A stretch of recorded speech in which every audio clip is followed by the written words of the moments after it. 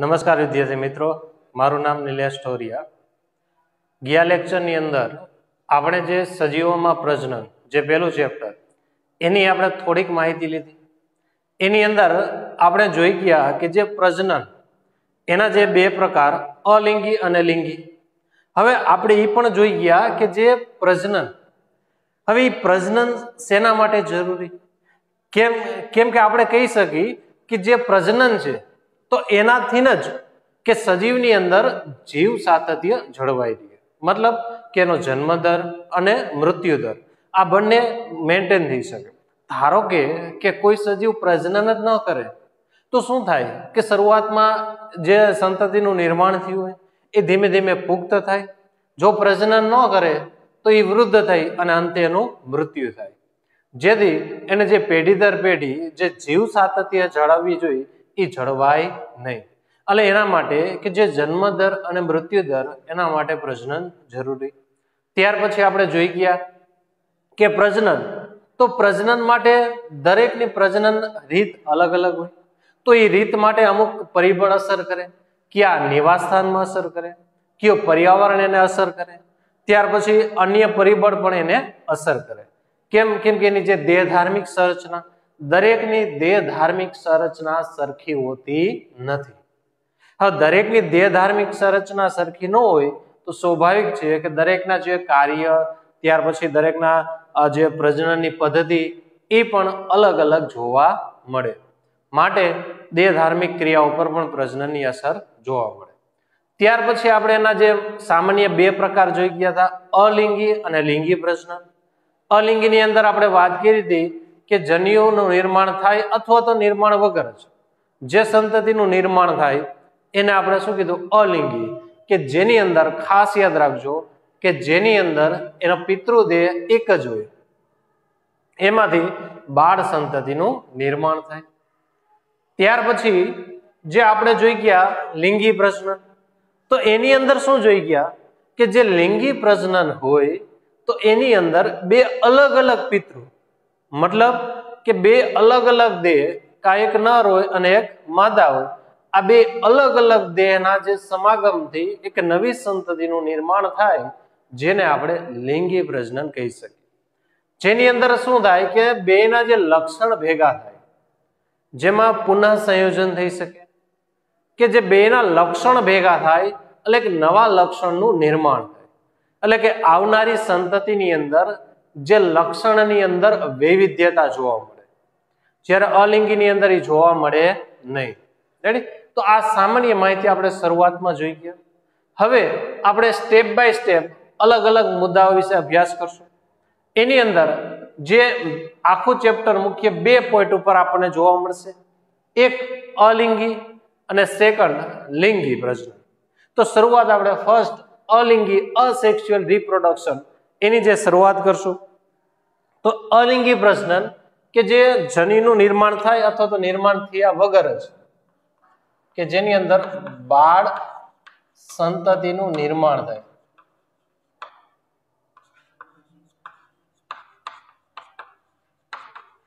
જનીનનું નિર્માણ થયા વગર અથવા તો નિર્માણ થાય એના આધારે પછી બાળ સંતતિનું નિર્માણ થાય, તો એને આપણે શું કીધું, અલિંગી પ્રજનન આપણે કહી શકીએ। હવે અલિંગીની અંદર શું થાય કે એના જે પિતૃદેહ જેવી આબેહૂબ પ્રતિકૃતિ જોવા મળે, પિતૃદેહ જેવી આબેહૂબ પ્રતિકૃતિ, એના જે પિતૃદેહ હોય એને મળતી જ આબેહૂબ પ્રતિકૃતિ એની અંદર જોવા મળે, જેને આપણે શું કહીએ, અલિંગી પ્રજનન કહીએ। સામાન્ય ઉદાહરણ લઈએ અમીબા, જસ્ટ સમજવા માટે। હવે આની અંદર જ્યારે બાળ સંતતિનું નિર્માણ થાય ત્યારે બે બાળ સંતતિ આ રીતે બનશે, પણ એ બાળ સંતતિનું નિર્માણ કેમાંથી થયું, એના પિતૃદેહમાંથી, કે જેના પિતૃદેહ હતો। હવે એ પિતૃદેહનું વિભાજન અને એમાંથી બે બાળ સંતતિનું નિર્માણ થયું। હવે આપણે જોઈ શકીએ કે એનો જે પિતૃદેહ હતો, હવે પિતૃદેહમાંથી બે બાળ સંતતિનું નિર્માણ થયું, તો સ્વાભાવિક છે કે જે પિતૃદેહ છે તો એની અંદર શું હશે? એનું જનીન દ્રવ્ય, એના આધારે જેનો સ્ટ્રક્ચરનું નિર્માણ થાય. તો એનું જે જનીન દ્રવ્ય છે, તો હવે એ જનીન દ્રવ્યનું શું થશે? તો સ્વાભાવિક છે કે જે જનીન દ્રવ્ય છે એનું પણ વિભાજન થશે. મતલબ એકમાંથી કેટલા જનીન દ્રવ્ય? 2 થયા. હવે આમાંથી 2 થયા તો બંને જનીન દ્રવ્ય આને આબેહૂબ મળતા આવશે. મતલબ એના જે પિતૃદેહનું જે સ્ટ્રક્ચર છે, જે સંરચના છે, એવી જ સંરચના એના બાળ દેહની અંદર જોવા મળશે. આપણે લઈ શકીએ ને આ જે બાળ સંતતિ, જેના પિતૃદેહ આબેહૂબ પ્રતિકૃતિ જોઈ શકાય.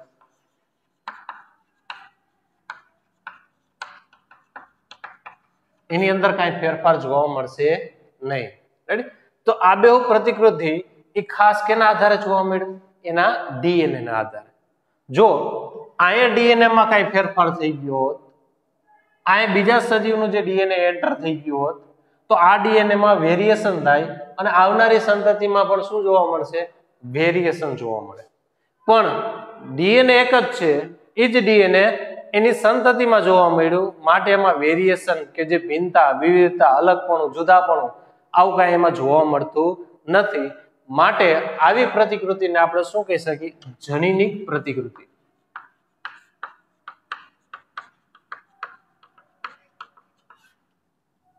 કેમ? કેમ કે આ કોપી છે, તો એ કોપી થવાનો જે મુખ્ય આધાર કહી શકીએ આપણે, તો એનો જે મુખ્ય આધાર કહી શકીએ તો એ શું છે? માત્ર એનો ડીએનએ. તો ડીએનએ ના આધારે એની અંદર આ જે કોપી જોવા મળશે આપણે, માટે એને આપણે જનીનિક પ્રતિકૃતિ તરીકે ઓળખી શકીએ. ક્લિયર? તો આ થઈ ગયું આપણું અલિંગી પ્રજનન. હવે અલિંગી પ્રજનન છે એની તો આપણે થોડીક માહિતી લઈ લીધી કે જેની અંદર જન્યુ અથવા તો જન્યુ વગર સંતતિનું નિર્માણ થાય. પિતૃદેહ એક જ જોવા મળે. જે 2 બાળ સંતતિ મળશે તો એના પિતૃદેહને આબેહૂબ પ્રતિકૃતિ સ્વરૂપે મળશે. હવે એ પ્રતિકૃતિનો મુખ્ય આધાર શું છે? એનો જનીન. તો આવી પ્રતિકૃતિને આપણે કેવી પ્રતિકૃતિ કહી શકીએ? જનીનિક પ્રતિકૃતિ તરીકે ઓળખી શકીએ. આટલી સિમ્પલ માહિતી આપણે લીધી. હવે અલિંગી પ્રજનન થવાની અલગ અલગમાં રીત અલગ અલગ હોઈ શકે. અમુકમાં ભાજન દ્વારા થાય, અમુકમાં કલિકા સર્જન દ્વારા થાય, અમુકમાં બીજાણુ સર્જન દ્વારા થઈ શકે. તો અલગ અલગ રીતે દરેકની અંદર અલગ અલગ પ્રકારનું વિભાજન જોવા મળે. એની આપણે થોડીક વિસ્તૃત માહિતી વિશે અભ્યાસ કરી.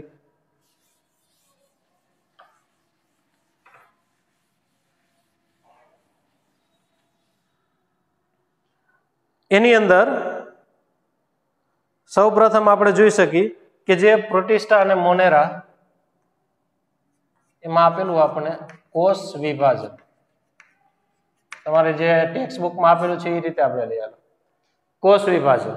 તો ઉદાહરણ તરીકે પ્રોટિસ્ટા અને મોનેરા, આ તમારે ચેપ્ટર 2 ની અંદર જે બીજું ચેપ્ટર છે આપણું 11મા ની અંદર, જેની અંદર આપણે માહિતી આવી ગઈ કે જે વિટેકરની 5 સૃષ્ટિ વર્ગીકરણ પદ્ધતિ, મોનેરા, પ્રોટિસ્ટા, ફૂગ, વનસ્પતિ સૃષ્ટિ અને પ્રાણી સૃષ્ટિ, કે જે અલગ અલગ 5 ભાગમાં એને ડિવાઈડ કરેલું, વિભાજન કરેલું. તો એની અંદર પ્રોટિસ્ટા અને મોનેરા, તો આની અંદર જે કયા પ્રકારે કોષ વિભાજન પ્રકારે એનું જે અલિંગી પ્રજનન જોવા મળે. મતલબ ધારો કે આખો ભાગ લઈ લ્યો, બેક્ટેરિયાનો ભાગ. હવે આનું જે શું થાય? કોષ વિભાજન થાય. તો આ કોષ વિભાજન થશે, આ રીતના 2 ભાગ થશે, બંનેમાં જનીન દ્રવ્ય આવી જશે અને અંતે એકમાંથી 2 ભાગનું નિર્માણ થઈ જશે. તો આ પ્રકારનું વિભાજન એને શું કહેવાય? કોષ વિભાજન કહી શકાય. ડીએનએ એક જ છે, સેમ ડીએનએ આવશે, એમાં કઈ ફેરફાર થશે નહીં. એટલે આ બધી શું થઈ ગઈ? જનીનિક પ્રતિકૃતિ કહી શકીએ. તો આ પ્રકારે એની અંદર કોષ વિભાજન આપણે જોઈ શકીએ. ત્યાર પછી આપણને આપેલું છે બીજું ઉદાહરણ દ્વિભાજન.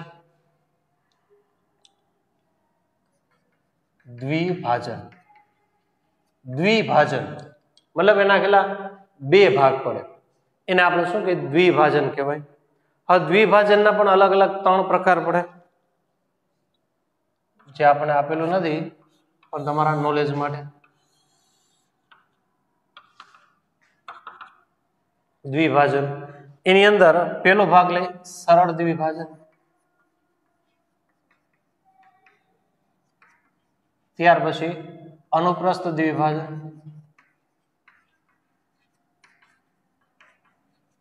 અને ત્યાર પછી આયામ દ્વિભાજન.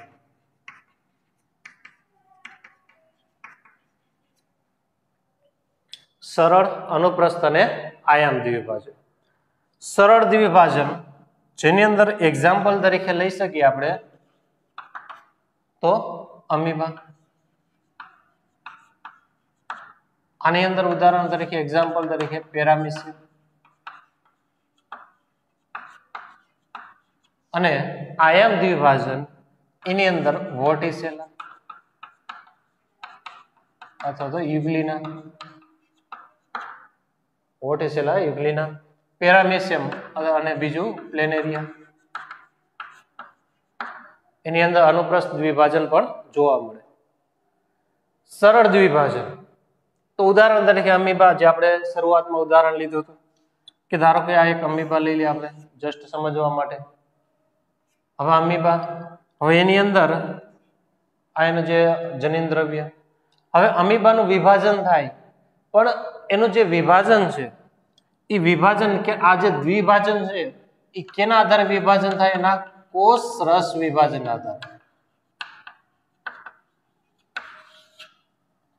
એનું કોષ રસનું વિભાજન કઈ ધરીએ થાય એના આધારે મુખ્ય એના 3 ભાગની અંદર ડિવાઈડ કરેલા.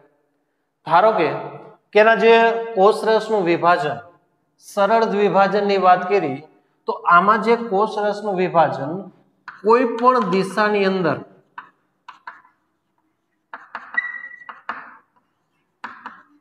કોઈ પણ દિશામાં એનું જે વિભાજન થાય તો એને આપણે સરળ દ્વિભાજન કહી શકીએ. મતલબ ધારો કે આ જે એક અમીબા છે તેનું વિભાજન એક આધરીય પણ થઈ શકે, એક ઉભીધરીય પણ થઈ શકે, ક્રોસમાં થઈ શકે, આ રીતે પણ થઈ શકે. એટલે ગમે તે દિશામાં વિભાજન થાય અને એમાંથી 2 બાળ સંતતિનું નિર્માણ થાય તો એને આપણે સરળ દ્વિભાજન કહી શકીએ. અનુપ્રસ્થ દ્વિભાજન તો એની અંદર ધારો કે આ પેરામીસિયમ લઈ લે આપણે, તો એનું વિભાજન હંમેશા એક જ ધરીએ થાય. કઈ? આડી ધરીએ. અને એકમાંથી 2 બાળ અમીબાનું નિર્માણ થાય. આખી પ્રોસેસ નથી લેતો, જેથી તમને ખ્યાલ આવી જાય. એકમાંથી 2 બાળ અમીબાનું નિર્માણ થાય પણ કઈ ધરીએ? આડી ધરીએ.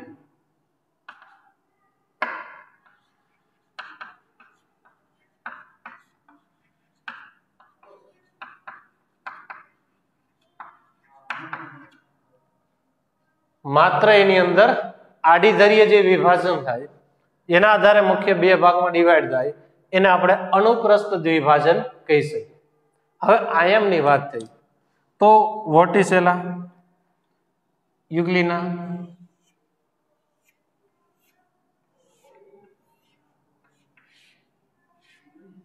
હવે આની અંદર જે વિભાજન છે એ કઈ ધરીએ થઈ છે? ઊભી ધરીએ.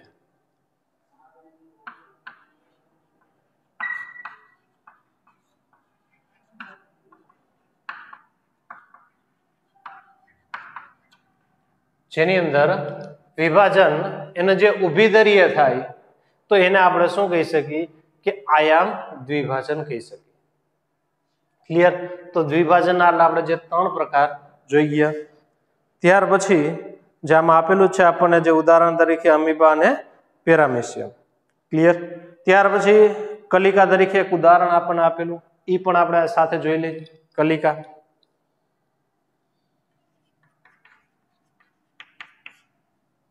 પ્રાણી અને વનસ્પતિમાં બેમાં અલગ અલગ આપણે જોઈ શકીએ.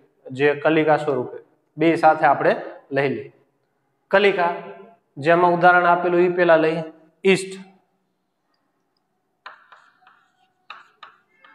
તો ઈસ્ટની અંદર શું થાય કે એનો જે પિતૃદેહ છે એમાંથી એક બડી એટલે કે જે કલિકાનું નિર્માણ થાય. ત્યાર પછી એ કલિકા એના જે પિતૃદેહથી છૂટા પડી અને સ્વતંત્ર સજીવ તરીકે નિર્માણ પામે. સપોઝ ધારો કે એનો પિતૃદેહ ઈષ્ટ, હવે એમાંથી ધીમે ધીમે આ ઉપરના ભાગની અંદર આ રીતે ભાગ ઉપસી આવે, જેને આપણે શું કહીએ, કલિકા કહી શકીએ. અને જ્યારે એ પરિપક્વ થઈ છે ત્યારે એ કલિકા પોતાના પિતૃદેહથી છૂટો પડી જાય, છૂટા પડી અને આ ભાગ એક સ્વતંત્ર ઈષ્ટ તરીકે નિર્માણ, પછી એમાંથી એક નવી કલિકાનું નિર્માણ થાય અને ધીમે ધીમે એની જે સંતતિ વધતી જાય. તો આ પ્રકારનું જે છે એને આપણે શું કહીએ, કલિકા સર્જન કહીએ. આ પ્રકારના જે વિભાજનને કેવું વિભાજન કહેવાય, દ્વિભાજન કહેવાય. આ પ્રકારે જે વિભાજન થાય એને આપણે શું કીધું, કોષ વિભાજન તરીકે ઓળખી શકીએ. આમાં કોષનું વિભાજન થાય, આમાં કોષરસનું વિભાજન થાય અને આમાં કલિકાનું નિર્માણ થાય. ત્યાર પછી બીજું જે ઉદાહરણ લઈએ કલિકાની અંદર, તો એની અંદર બે પ્રકારની કલિકા થાય, એક બાહ્ય કલિકા અને એક અંતઃ કલિકા.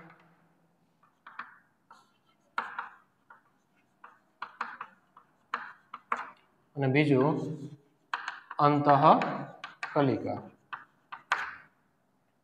બાહ્ય કલિકા અને અંતઃ કલિકા સર્જન.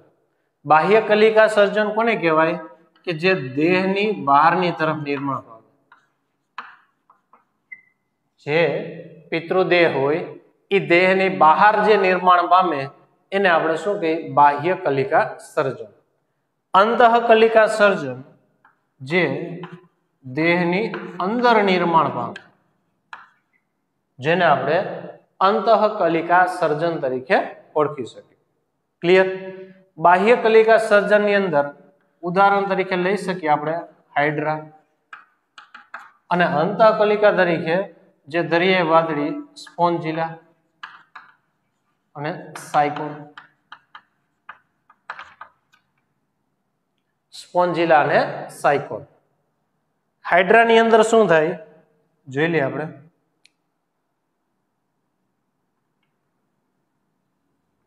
આનો જે પિતૃદેહ ઉપર સૂત્રાંગો આ રીતના જોવા મળશે આપણને.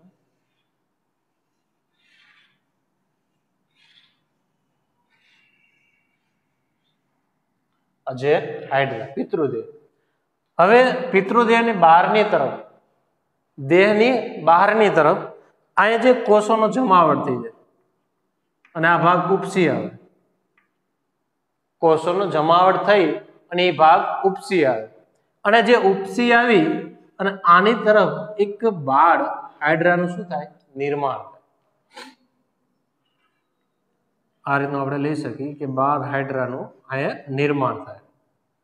જેમ જેમ જેમ ધીમે ધીમે એનો જે વિકાસ થતો જાય અને જ્યારે પરિપક્વ થઈ છે એટલે બાળ હાઇડ્રા પોતાના પિતૃદેહથી છૂટા પડી જાય છે. છૂટા પડી અને એક સ્વતંત્ર હાઇડ્રા તરીકે નિર્માણ પામશે.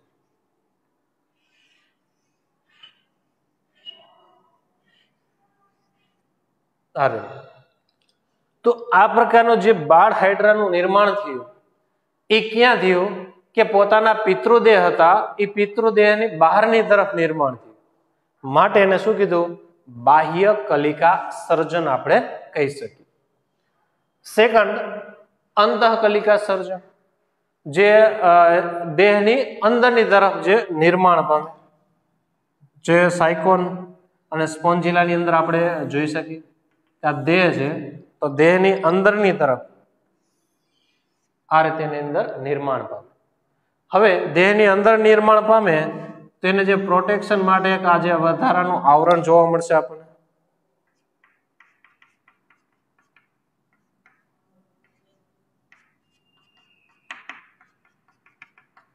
કે જે દેહની અંદર એને પ્રોટેક્શન આપવાનું કામ કરે, જેને આપણે શું કહીએ, જેમ્યુલ્સ તરીકે ઓળખાય. જેમ જે મનુષ્યની અંદર જે ગર્ભની અંદર જે ભ્રૂણ હોય તો એ ભ્રૂણને પ્રોટેક્શન કરવા માટે શું આવેલું હોય, જરાયું આવેલું. તો એ જ રીતે કે જે દેહની અંદર જે કલિકા હોય એ જે પ્રોટેક્શન કરવા માટે એક વધારાનું આવરણ હોય જેને આપણે શું કહીએ, જેમ્યુલ્સ તરીકે ઓળખવામાં આવે. રેડી? આ દેહની અંદર હોય તેને શું કહેવાય? અંતઃકલિકા સર્જન. રેડી? તો આ જે કલિકા ઈસ્ટની અંદર આ રીતે કલિકાનું નિર્માણ થાય. જ્યારે બાહ્ય કલિકા, અંતઃકલિકા, હેડ્રામાં અને સાયકોન અને સ્પોન્જિલાની અંદર આ પ્રકારનું કલિકા સર્જન આપણે જોઈ શકીએ. રેડી? ત્યાર પછી બીજાણુ સર્જન એ પણ આપણે જોઈ લઈએ.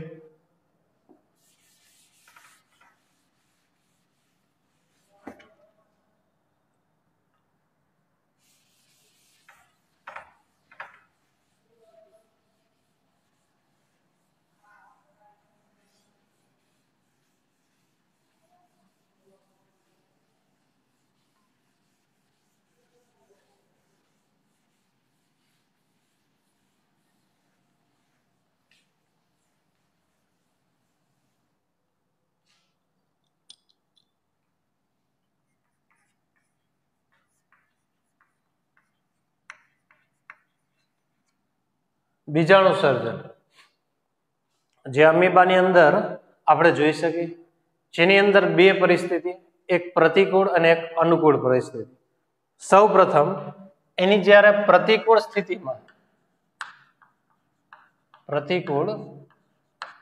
પરિસ્થિતિમાં અમીબા જે ખોટા પગ સંકોચી લે.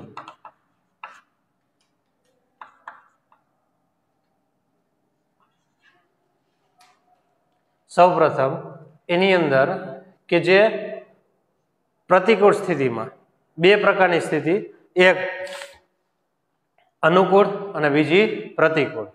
અનુકૂળ એટલે શું? કે જે પરિસ્થિતિ એને માફક આવે એને આપણે અનુકૂળ કહી શકીએ. પ્રતિકૂળ કોને કહી શકીએ? કે જે પરિસ્થિતિ એને અનુકૂળ નથી અને એ પરિસ્થિતિ એના ઉપર આવે તો એવી પરિસ્થિતિને આપણે પ્રતિકૂળ પરિસ્થિતિ કહી શકીએ. તો સૌપ્રથમ જ્યારે અમીબાને માફક ન હોય એવી પરિસ્થિતિ આવે ત્યારે એ શું કરશે? પોતાના ખોટા પગ સંકોચી લે. કે આ રીતના ધારો કે એના જે ખોટા પગ લે અમીબા, હવે પ્રતિકૂળ સ્થિતિ આવી એટલે ખોટા પગ એને સંકોચી લે. ખોટા પગ સંકોચી લે એટલે એક આ પ્રકારની સંરચના બનાવી દે.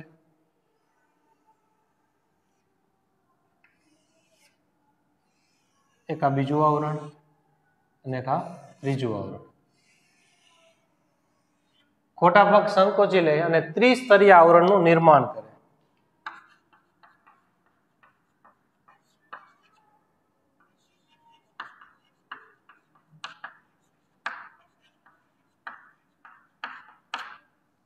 ત્રિસ્તરીય આવરણનું નિર્માણ કરે. હવે આજે ત્રિસ્તરીય આવરણનું નિર્માણ કર્યું જેને શું કહેવાય? કોષ્ઠન તરીકે આપણે ઓળખી શકીએ. કે જેની અંદર 3 લેયર અહીં બનાવશે. એ 3 લેયરને સામાન્ય રીતે આપણે કોષ્ઠન તરીકે ઓળખી શકીએ. હવે શું થશે કે એની અંદર જે સેન્ટરની અંદર જે જોવા મળતો કોષ કેન્દ્ર, હવે અનુકૂળ સ્થિતિ આવશે એટલે ધીમે ધીમે એ કોષ કેન્દ્રનું વિભાજન થશે. વિભાજન થશે તો નોર્મલી આપણને ખ્યાલ છે કે જ્યારે વિભાજનની પરિસ્થિતિ આવે તો 1 માંથી 2, 2 માંથી 4, 4 માંથી 8, 8 માંથી 16 અસંખ્ય એના કોષ કેન્દ્રનું નિર્માણ થવા માંડે.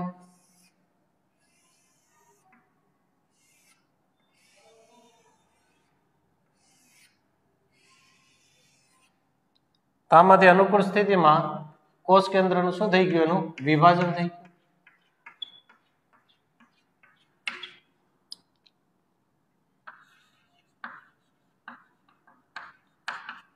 અનુકૂળ સ્થિતિમાં કોષ કેન્દ્રનું વિભાજન. હવે દરેક કોષ કેન્દ્રની આજુબાજુ શું આવી જશે? કોષ રસ.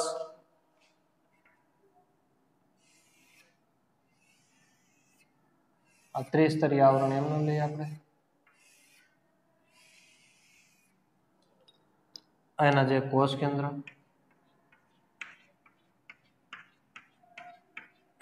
હવે દરેક કોષ કેન્દ્રની આજુબાજુ શું આવી ગયું? કોષ રસ.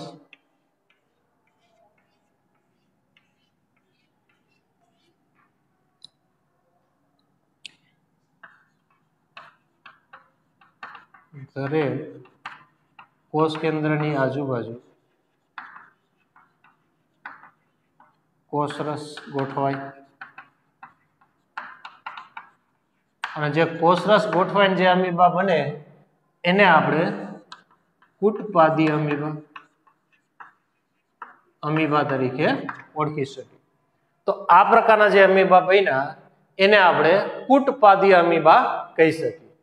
જ્યારે હવે છેલ્લે કોષ્ટન ફાટે એટલે આ જે કુટપાદી અમીબા મુક્ત થશે.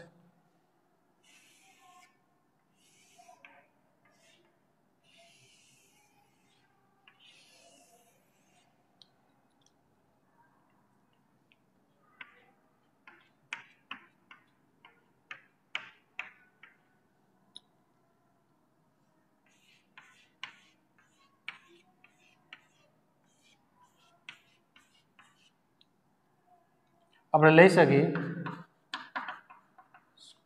કોષ્ટન ફાટવાથી કુટપાદીય અમીબા મુક્ત થાય સ્વતંત્ર અમીબા તરીકે નિર્માણ પામે.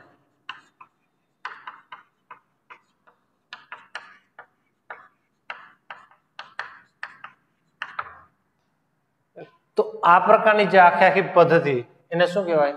બીજાણુ સર્જન તરીકે ઓળખી શકાય. રેડી?